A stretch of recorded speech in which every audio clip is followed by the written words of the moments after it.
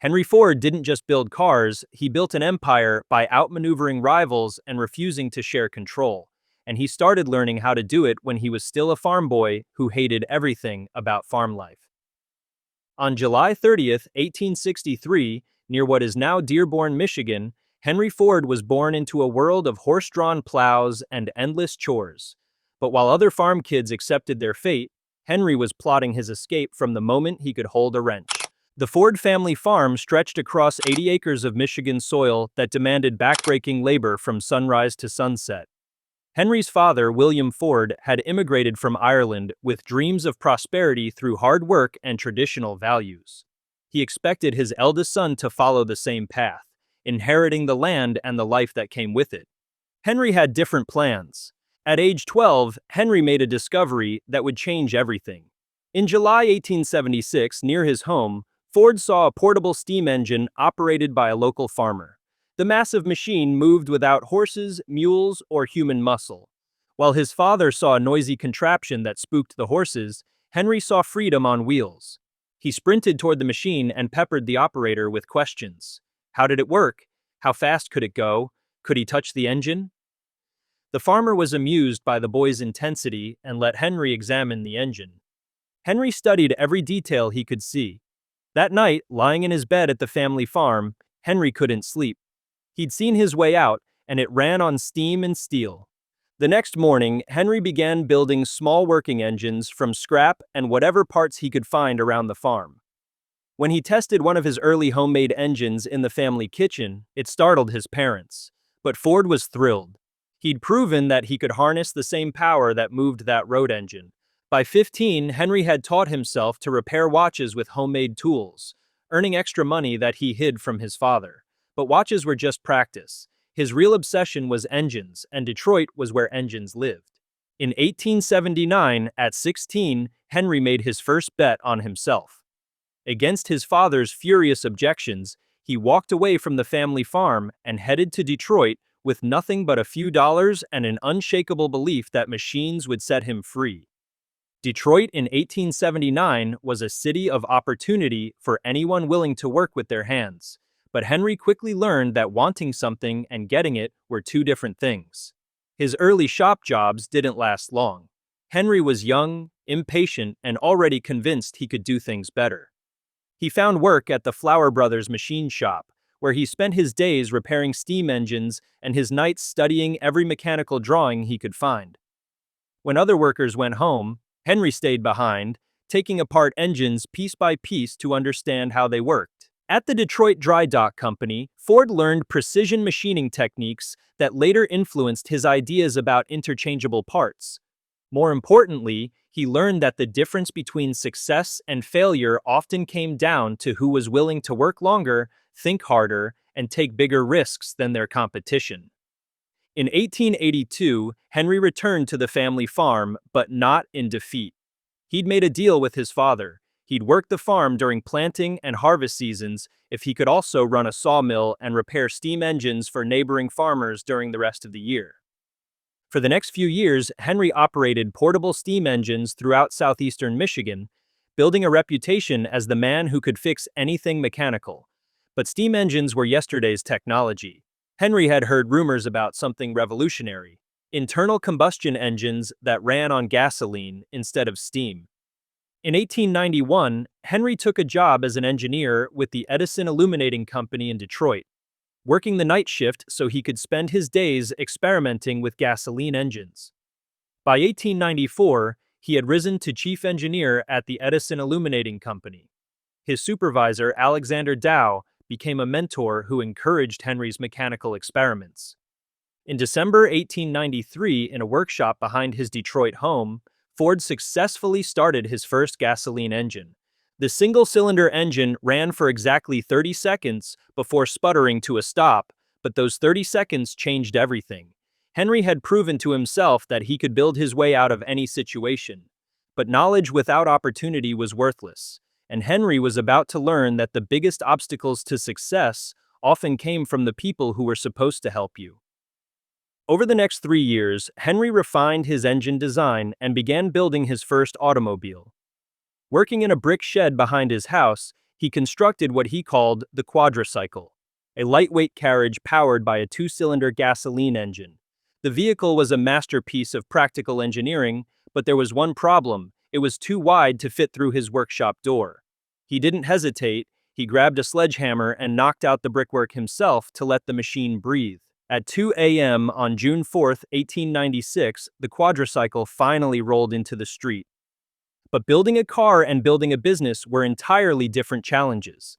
Henry needed investors, and investors wanted control. This fundamental conflict would define the next phase of his life and teach him lessons that would make him one of America's most ruthless businessmen.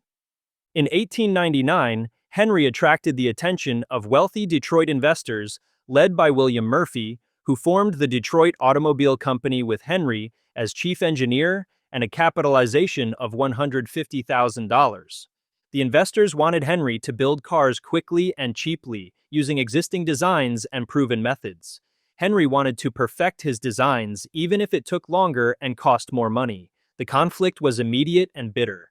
After producing only 20 vehicles in 2 years, the Detroit Automobile Company collapsed in January 1901. The investors blamed Henry's perfectionism. Henry blamed the investors' short-sighted focus on quick profits over quality engineering. The failure taught Henry a crucial lesson that would guide every future business decision. Never again would he allow other people to control his work. But first, he needed to prove that his vision was worth following, and he had a plan that was equal parts brilliant and desperate. Henry decided to build race cars, not because he loved racing, but because winning races would generate the publicity and credibility he needed to attract investors on his terms. Racing was Henry's weapon for manufacturing fame. Working with bicycle mechanic Ed "Spider" Huff, Henry built a racing car designed for one purpose: beating Alexander Winton, America's most famous race car driver. Winton had never lost a race and was considered unbeatable in his professionally built Winton Bullet. In October 1901, Henry challenged Winton to a 10-mile race at the Grosse Pointe track. The match drew thousands of spectators who came to watch the unknown mechanic get humiliated by the racing champion. Winton was heavily favored, driving a sleek, professionally built race car against Henry's homemade machine. But Henry had spent months perfecting every component of his racer, testing different gear ratios and fine-tuning the engine for maximum power. When the starting flag dropped, Winton jumped to an early lead, but Henry's car was faster on the straightaways, and by the 5th lap, he'd closed the gap. On the 8th lap, Winton's engine began misfiring.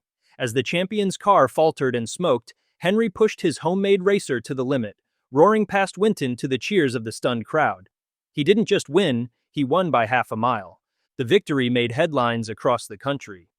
"Ford beats Winton," screamed the Detroit Free Press. Suddenly, Henry Ford wasn't just another failed businessman, he was the man who'd beaten America's racing champion.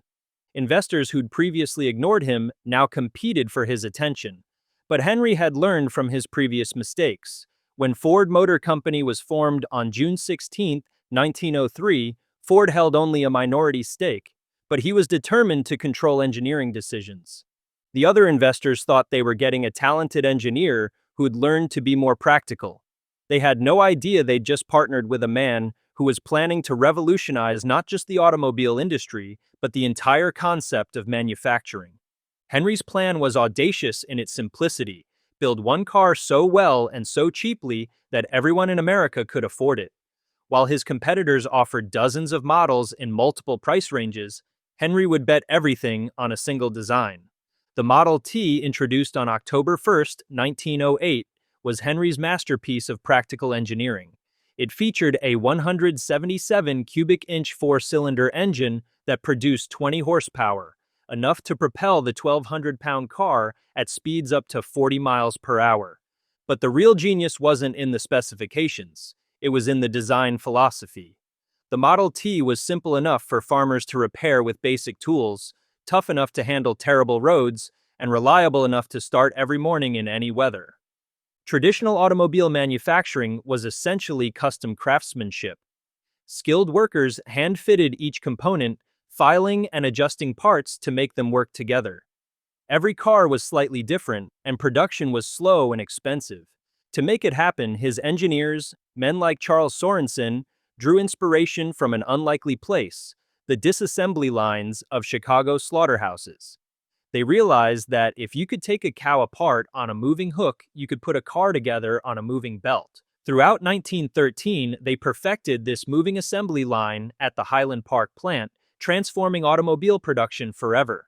By breaking car assembly into simple, repetitive tasks, Henry could hire unskilled workers and train them in hours instead of years. More importantly, he could build cars faster than anyone thought possible. The results were staggering. Assembly time for a Model T dropped from about 12 hours to about 93 minutes. Production costs plummeted, allowing Henry to cut prices while maintaining profits. In 1908, a Model T cost $825. By 1925, the price had fallen to $290. But Henry's price cuts weren't just about making cars affordable, they were a calculated strategy to destroy his competition.